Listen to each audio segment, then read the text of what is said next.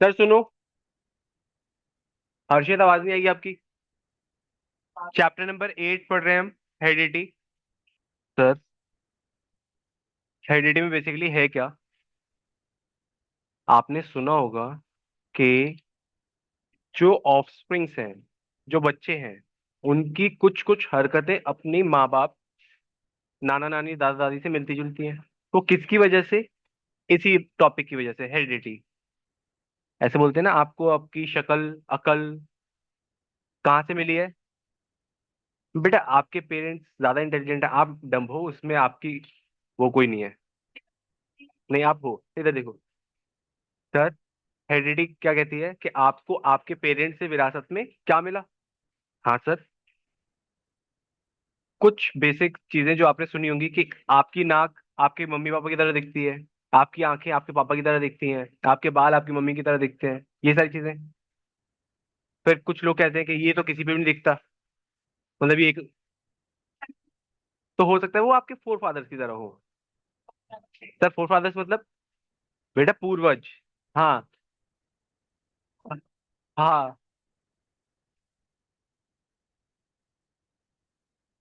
हाँ, four father मतलब पूर्वज। हाँ बेटा, वो वाली इंग्लिश नहीं है ये। हाँ। सर इधर आओ। यहाँ पे आपको कुछ चीजें पढ़नी है। ज्यादातर चीजें हम प्लांट्स के बारे में पढ़ेंगे। सर, प्लांट्स के बारे में क्यों?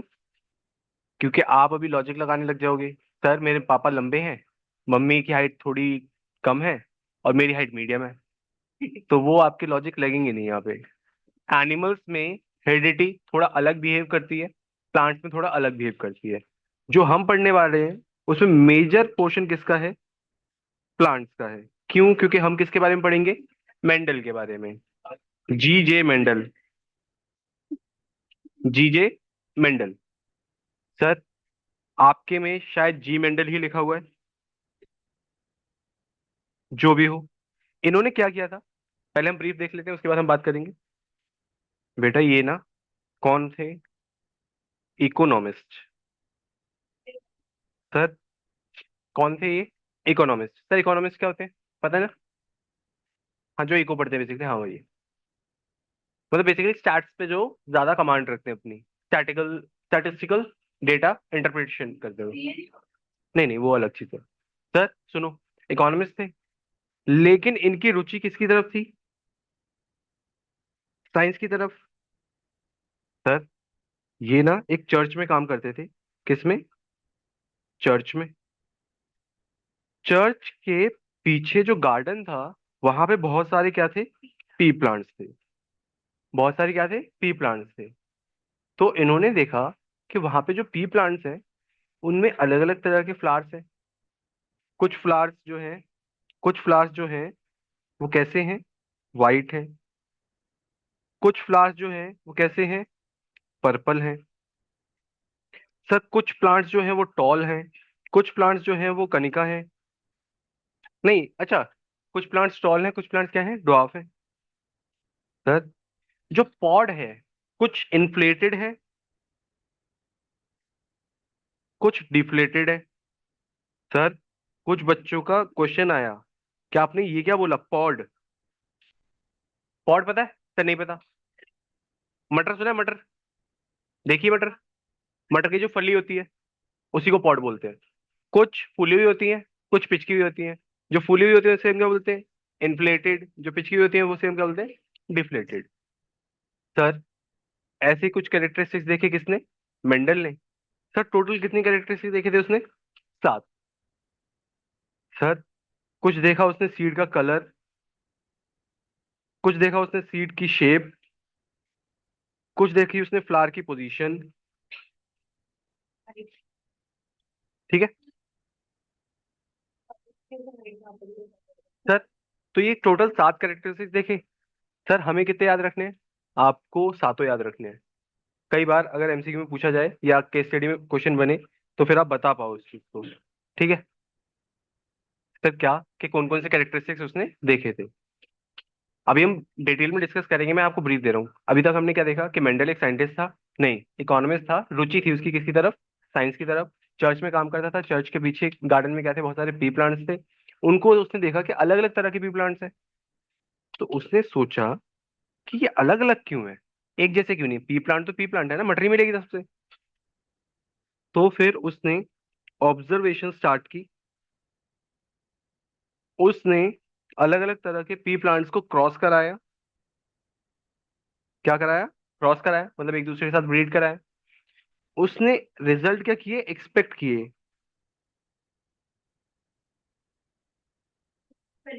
बेटा ये देखो, एक्सपेक्ट किए उसने। सर, उसने जो एक्सपेक्ट किए उससे बिल्कुल क्या रिजल्ट आए, अलग रिजल्ट आए। सर कैसे? अब मैं आपसे बात कर रहा हूँ, आप मुझे आंसर दोगे। अगर मैं एक टॉल प्लांट को किसी टॉल प्लांट के साथ क्रॉस कराऊं, तो जो ऑफस्प्रिंग मिलेगा वो कैसा मिलेगा? सर, टॉल मिलेगा। हम हम जनरल एक्यूमेंट की बात कर रहे हैं, मतलब जो आपकी कॉमन सेंस है उसकी बात कर रहे हैं। टॉल को टॉल के साथ क्रॉस कराओगे, क्या मिलेगा? टॉल मिलेगा। अगर आपने सुना होगा ना, अगर मम्मी पापा लंबे हैं तो बच्चा भी क्या होगा? लंबा होगा। हाँ सर, बिल्कुल सही बात है। सर, कनिका, अगर दोनों शॉर्ट हों तो फिर जो ऑफस्प्रिंग है वो कैसे मिलेगा? ज्यादा चांसेस क्या है सर शॉर्ट मिलने के? ये सुनो, अब मैं सिर्फ किसकी बात कर रहा हूँ? देशमुख साहब। सर, एक टॉल है, दूसरा क्या है? शॉर्ट है। Sir, sir tall, sir medium. Sir, दोनों बड़े थे तो ऑफस्प्रिंग भी बड़ा आया, दोनों छोटे थे ऑफस्प्रिंग भी छोटा आया। अब एक बड़ा एक छोटा है, दोनों के जीन्स जाएंगे, मिक्स होंगे, मीडियम बनेगा। ये आपका क्या है? नॉर्मल एक्यूमेन, मतलब आपकी, सर कॉमन सेंस। ये आपने सोचा, ये आपकी क्या है, एक्सपेक्टेशंस है। लेकिन जो रिजल्ट आया, ओए, लेकिन जो रिजल्ट आया वो क्या था? अलग था। सर कैसे? उसी के बारे में तो हमें पढ़ना है। तो बेसिक समझ आया? थोड़ा थोड़ा समझ आया क्या किया मेंडल ने, क्यों किया? अब सर हुआ क्या, वो बताओ। जब हम बात करेंगे टॉल की, शॉर्ट की, हम यहाँ पे सबसे पहले बात करेंगे किसकी? जीन्स की। सर, जीन्स आपने पहले भी पढ़ा हुआ है सर, कहाँ? नाइन्थ क्लास में, न्यूक्लियस में, जब हमने क्रोमोसोम्स की बात की थी, डीएनए, क्रोमोसोम्स, जीन्स। सर, यहाँ पे ना कई जगह आप एक वर्ड और सुनोगे, क्या? अलील्स। अभी के लिए, हाँ, हाँ स्पेलिंग गलत है, कोई बात नहीं। सर, यहाँ पे आप जीन्स और अलील्स को इंटरचेंजेबली यूज करोगे क्लास 10th तक। उसके बाद की हम गारंटी नहीं लेते। नहीं, बेसिकली थोड़ा सा डिफरेंस होता है, लेकिन हम इंटरचेंजेबली यूज कर लेते हैं। सर सुनो, जब भी आप किसी ट्रेट की, किसी कैरेक्टरिस्टिक की बात करोगे, तो हमेशा एक कैरेक्टर के लिए आपके पास दो अलील्स प्रेजेंट होते हैं। हमेशा एक कैरेक्टर के लिए क्या होंगे? दो अलील प्रेजेंट होंगे। हाँ, अलील मतलब पेयर, पेयर ऑफ जीन्स। आप इस तरीके से समझ सकते हो, पेयर ऑफ जीन्स हमेशा पेयर में प्रेजेंट होंगे, हमेशा पेयर में प्रेजेंट होंगे। कभी भी इंडिविजुअल एग्जिस्ट नहीं करेंगे, कभी भी इंडिविजुअल एग्जिस्ट नहीं करेंगे।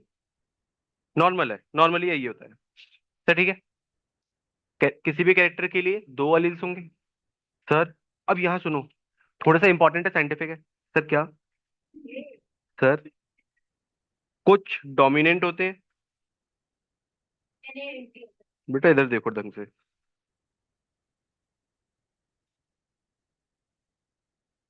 सर, वर्ड्स का मतलब समझाओ।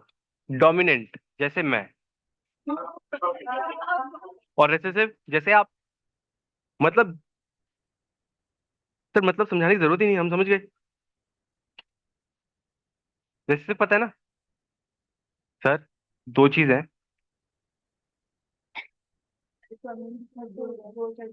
हाँ, अब मान लो कनिका और पार्थ, दो बच्चे आए, ठीक है, एक सीट है। अब आप मुझे सोच के बताओ, कौन बैठेगा? कनिका बैठेगी। कनिका का दबाव चलता है। दबदबा, दबदबा कायम रहेगा। तो वो कौन है? डोमिनेंट है। पार्थ कब बैठ सकता है? जब सिर्फ पार्थ हो, मतलब कनिका ना हो। मतलब डोमिनेंट ना हो तभी रेसेसिव एक्सप्रेस करेगा अपने आप को। अगर डोमिनेंट प्रेजेंट है तो डोमिनेंट ही एक्सप्रेस करेगा। रेसेसिव से कमजोर तो वो डोमिनेंट रेसेसिव फिर केस चेंज हो जाएगा ना। हाँ सर, बहुत बढ़िया, बहुत बढ़िया, समझ आया। अगर डोमिनेंट प्रेजेंट है तो डोमिनेंट एक्सप्रेस करेगा। डोमिनेंट की एब्सेंस में कौन एक्सप्रेस करेगा अपने आप को? रेसेसिव। सर मान लो। हाँ बिल्कुल सही बात है।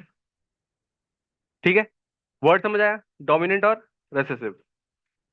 सर अब सुनना, जब भी हम किसी भी ट्रेट की, किसी भी कैरेक्टर की बात करेंगे, तो वहां पे दो तरह के जीन्स के होने की संभावना है।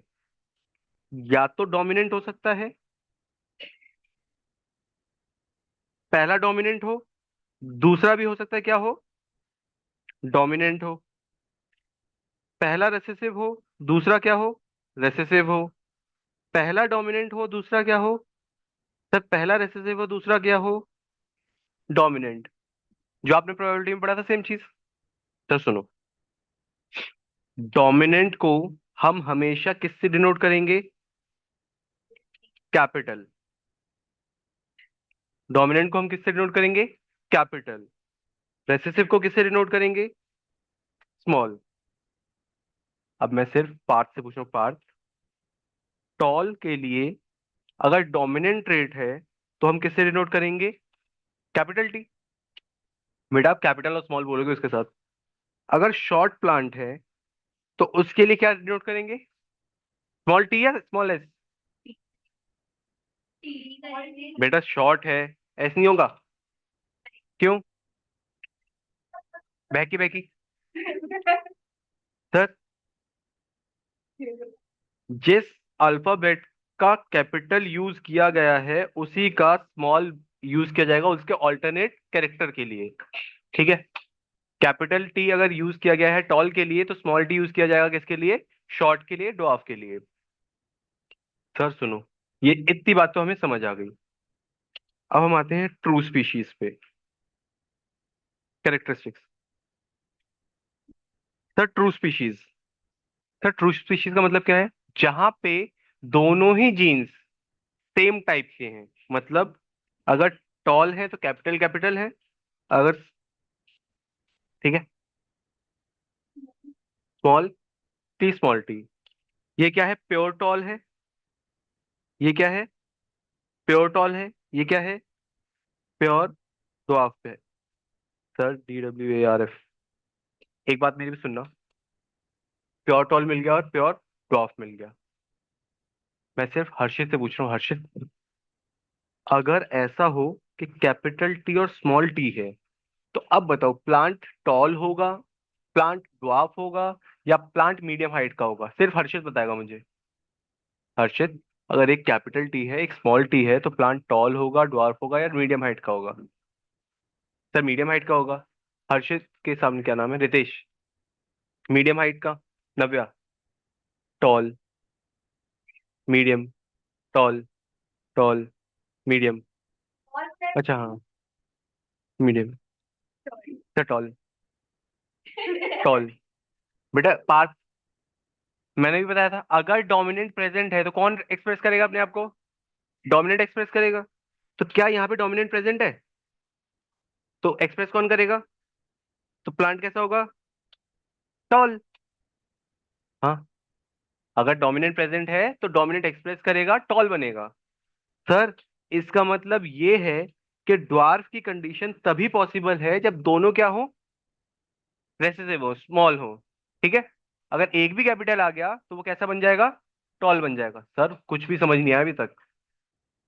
आप में से कितने बच्चे ऐसे हैं जिन्हें कुछ भी समझ नहीं आया? तो चलो कुछ तो समझ आ गया। हो सकता है कि आपको कंफ्यूजन हो। कंफ्यूजन होने का मतलब है कि आपको कुछ समझ आ रहा है।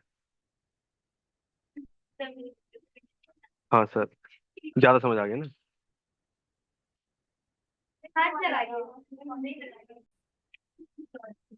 सर थोड़ा थोड़ा समझ आ गया। अब एनसीईआरटी पे चलते हैं, थोड़ी थोड़ी एनसीईआरटी की बातें भी सीख लें। पहला पैराग्राफ बिल्कुल आपकी लाइफ की तरह है, useless. Sir, we have seen that reproductive process give rise to new individuals that are similar but subtly different। नए ऑर्गेनिजम्स मिलते हैं, ऑलमोस्ट सिमिलर होते हैं, बट कुछ चेंजेस होते हैं। वो जो चेंजेस हैं वो किसकी वजह से आए हैं? वेरिएशन की वजह से। सर, एक्यूमुलेटेड वेरिएशन क्या लेके आती है? चेंजेस। एक्यूमुलेटेड वेरिएशन क्या लेके आती है? चेंजेस। सर, बहुत सारी वेरिएशन इकट्ठी हो जाती हैं, तो आपकी स्पीशीज कई बार चेंज हो जाती है। जैसे आपको पता है कि आपके क्लोज कजन्स कौन है? चिंपैंजीज। आपके कजन चिंपैंजी मतलब क्लोज कजन इन साइंस। ये नहीं कि आपके जो कजन होने बोले चिंपैंजी। बेटा ऐसे मत बोलना, वो उन्होंने थप्पड़ मार देना है बेटा। हाँ, क्लोज कजन चिंपैंजी क्यों है? क्योंकि आपका डीएनए। बेटा तो क्या? सर, बेटा आपकी क्लास में भी कुछ चिंपैंजी बैठे हैं, इधर देखो।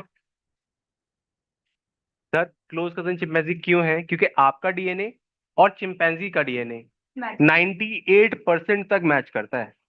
क्या बात कर दी सर, वाह। सर मतलब वो भी इतने ही अलग हैं जितने हम। हाँ, उनकी शक्लें भी और तुम्हारी शक्लें दोनों की बराबर है, इधर देखो। सर, वो एक दूसरे के साथ रिप्रोड्यूस नहीं कर सकते। वेरिएशन मतलब ये है, आप जब over the period of time variation इकट्ठी होती रहती हैं तो वो रिप्रोडक्टिवली आइसोलेट कर देती हैं आपको। क्या कर देती हैं? रिप्रोडक्टिवली आइसोलेट कर देती हैं। आप अपनी, वही चुप हो जाओ, चुप। नहीं समझ आ रहा, पता नहीं क्या वेरिएशन। कुछ भी नहीं sir. Accumulation of variation during reproduction. देखना, inheritance from the previous generation provides both a common basic body design and subtle changes in it for the next generation। जो पुरानी जनरेशन है उससे नई जनरेशन को बहुत सारी चीजें मिलती हैं, एग्जैक्टली सेम, कुछ चेंजेस मिलते हैं। सर ठीक है। Now think about what would happen when this new generation in its turn reproduces. अब जो नई जनरेशन है वो रिप्रोड्यूस करेगी, तो अगली जनरेशन में कुछ चेंजेस आएंगे। ऐसे ही हर एक जनरेशन में चेंजेस इकट्ठे होते रहते हैं, होते हैं ना? हाँ sir. The second generation will have differences that they inherit from first generation as well as newly created differences. Sir ये देखो, पहले ये था, जब फर्स्ट जनरेशन आई इसकी, तो इसमें ये चेंज हुआ, इसमें ये चेंज हुआ, कुछ चेंजेस के साथ आई। फिर जब इसकी फर्दर जनरेशन आई इसमें देखो क्या चेंज हुआ, इसका कलर चेंज हो गया। इसकी जब जनरेशन आई तो ये कलर चेंज हो गया। तो जैसे जैसे आप आगे जाते जा रहे हो कुछ ना कुछ चेंजेस आते जा रहे हैं। हाँ, चेंजेस इकट्ठे होने का मतलब क्या है? इस वाली जनरेशन में और इस वाली जनरेशन में देखो, एक ये चेंज है जो कहाँ पे आया था, यहाँ पे। तो ये इकट्ठे होते जा रहे हैं। हाँ, कुछ बहुत चीजें सेम हो सकती है। हाँ, बस यही है, इकट्ठे होने का मतलब इकट्ठे हो रहे हैं। बेटा कोई बात नहीं। Sir, if one bacterium divides and then the resultant two bacterium divide again, the four individual bacteria generated would be very similar। चारों के चारों सिमिलर होंगे, लेकिन बहुत सारी उनमें वेरिएशंस भी होंगी। There would only be very minor differences between them generated due to small inaccuracies in DNA copying। However, if sexual reproduction is involved, even greater diversity will be generated, as we will see when we discuss the rules of inheritance। Sir, ये rules of inheritance दिए किसने? Mendel ने। इन्हें हम क्या बोलते हैं? Father of genetics. Father of genetics. Sir सुनो,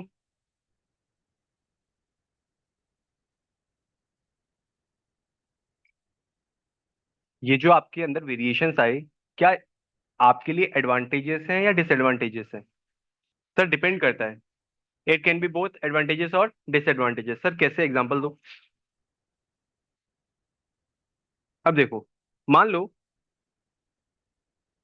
कि हम बात करते हैं किसकी, किसी बग की।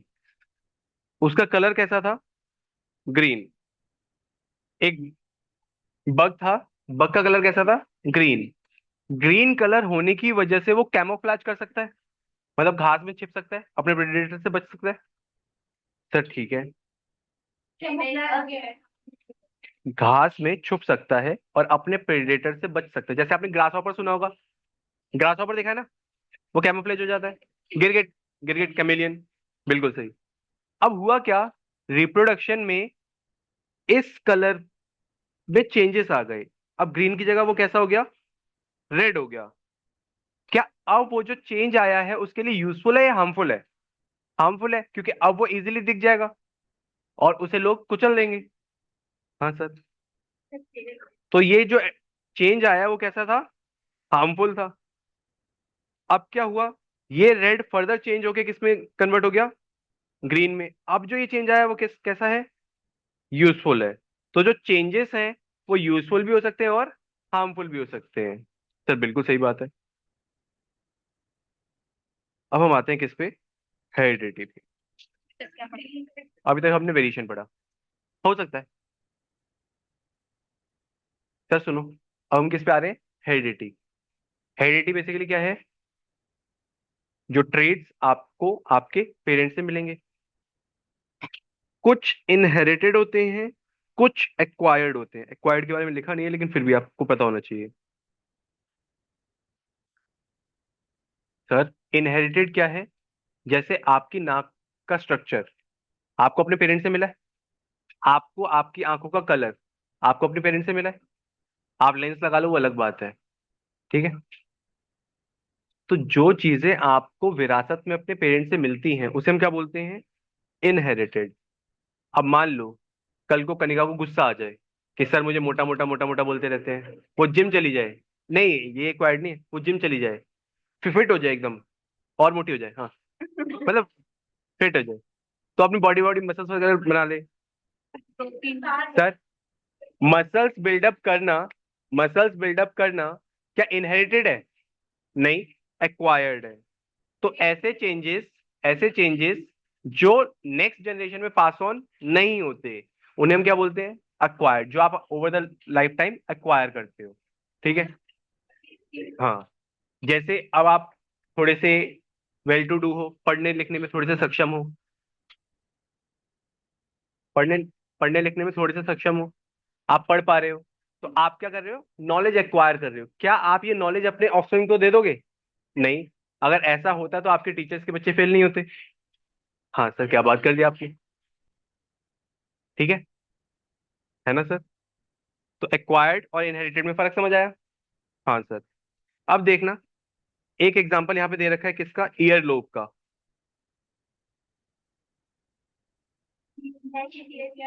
नहीं, पियर्सिंग वाला नहीं है। कुछ लोगों का जो ये ईयर लोब है वो क्या होता है? अटैच होता है इसके साथ। देख, मोस्टली लोगों का क्या है? अटैच है। हाँ, कुछ लोगों के क्या होता है? फ्री होता है। जैसे मीनल का देखो, मीनल कैसे लटक रहा है। नहीं नहीं, इतना फ्री नहीं है। मुझे दिखाना कोई फ्री वाला दिखे। नहीं नहीं, हाथ छोड़ो ना। नहीं नहीं, फ्री है बेटा, क्या हो गया? हाँ फ्री है।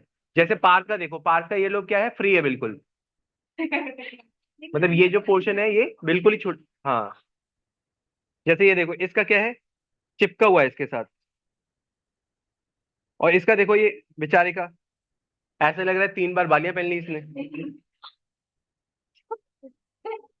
सर, तो फ्री ईयर लोब और अटैच्ड ईयर लोब क्या है? एग्जाम्पल है किसके? इनहेरिटेड ट्रेड्स के, शायद। सर यहां तक समझ आया? एक बार एनसीईआरटी रीड करना, फिर हम आगे चलेंगे थोड़ी देर में।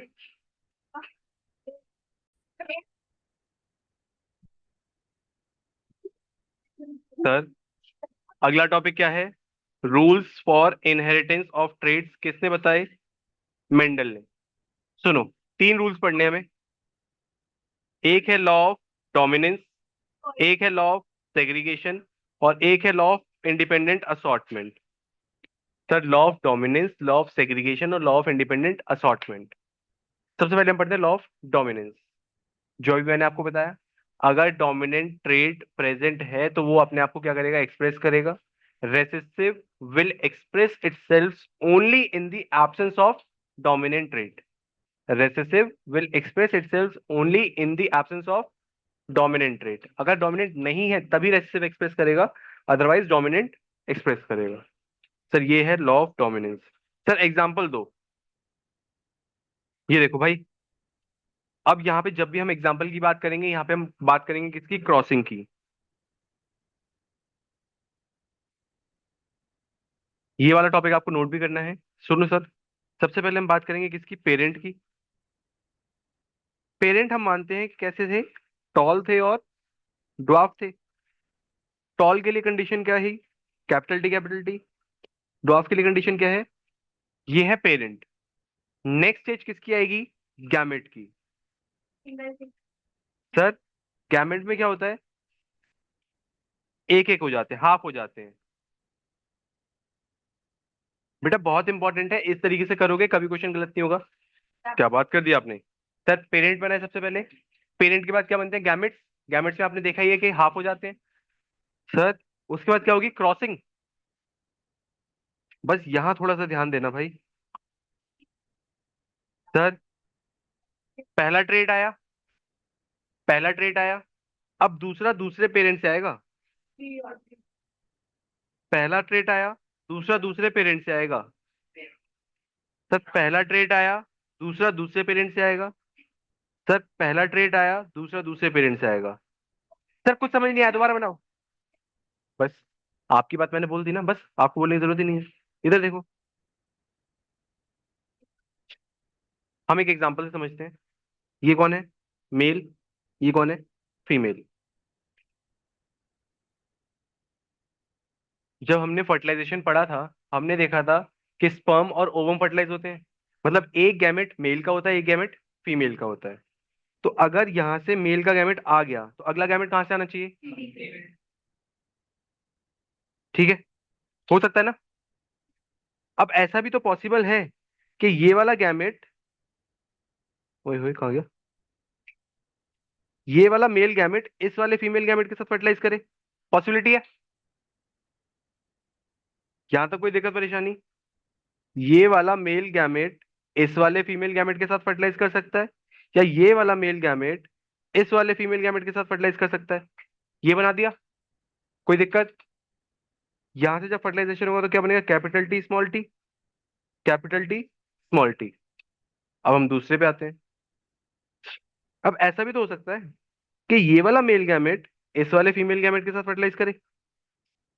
चांसेस है। ये भी हो सकता है कि ये वाला मेल गैमेट इस वाले फीमेल के साथ फर्टिलाइज करे। तो सर ये वाला मेल गैमेट भी दोनों के साथ फर्टिलाइज कर सकता है। क्या बनेगा, capital T small T, capital T small T. हमेशा ये याद रखना कि सेम सेम के साथ फर्टिलाइज मत करा देना। मतलब इसको इसके साथ फर्टिलाइज मत करा देना। मेल मेल दोनों फर्टिलाइज नहीं हो सकते ना, या फीमेल फीमेल दोनों फर्टिलाइज नहीं हो सकते ना। बस ये चीज याद रखना। सब थोड़ा थोड़ा समझ आया है, थोड़ा थोड़ा आ ही जाएगा। बिल्कुल सही बात है। तो चलो, सर ये क्या है, F1 जनरेशन, फर्स्ट जनरेशन। चलो सर, नहीं, हम फर्स्ट जनरेशन और सेकंड जनरेशन इतना ही पढ़ेंगे, इससे ज्यादा हमारी औकात ही नहीं है। सर ये नोट करो, इसे हम बोलते हैं mono hybrid cross. Mono hybrid cross.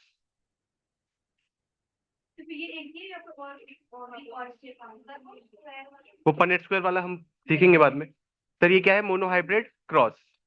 Note करो जल्दी से।